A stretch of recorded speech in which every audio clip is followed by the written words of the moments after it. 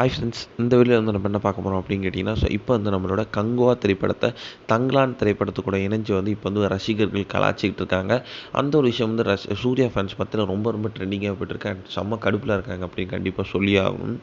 ஏன்னா இப்போ வந்து நம்மளோட நேற்று வந்து நம்ம நவம்பர் 14 செம பிரம்மாண்டமாக ரிலீஸான திரைப்படம் தான் கங்குவா. ஸோ இந்த திரைப்படத்துக்கு வந்து ரிவ்யூஸ் வந்து மிக்சடு ரிவ்யூஸாக தான் வந்து சில தரப்பு மக்கள் நல்லா இருக்குனாலும் சில தரப்பு மக்கள் நல்லா இல்லை அப்படின்ட்டு வந்து தான் சொல்லிட்டு இருக்காங்க. இது வந்து சூர்யா ஃபேன்ஸ் மத்தியில் ரொம்ப ரொம்ப ட்ரெண்டிங்காக போயிட்டுருக்கு அப்படின்னு கண்டிப்பாக சொல்லி ஆகணும்.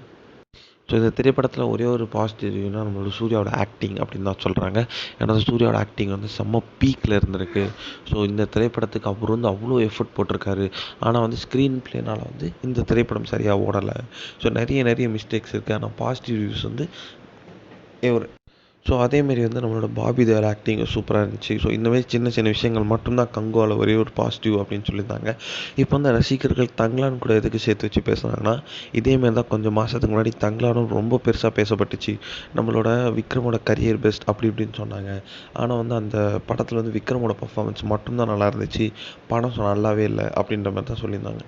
அதே லிஸ்ட்டில் வந்து இப்போ கங்குவாவையும் சேர்த்துருக்காங்க. இப்போ அதேமாரி சூர்யாவோட படமும் நல்லா ஆக்டிங் நல்லா இருக்குது. ஆனால் படம் ரொம்பவே நல்லா இல்லை அப்படின்ட்டு வந்து சொல்லியிருக்காங்க.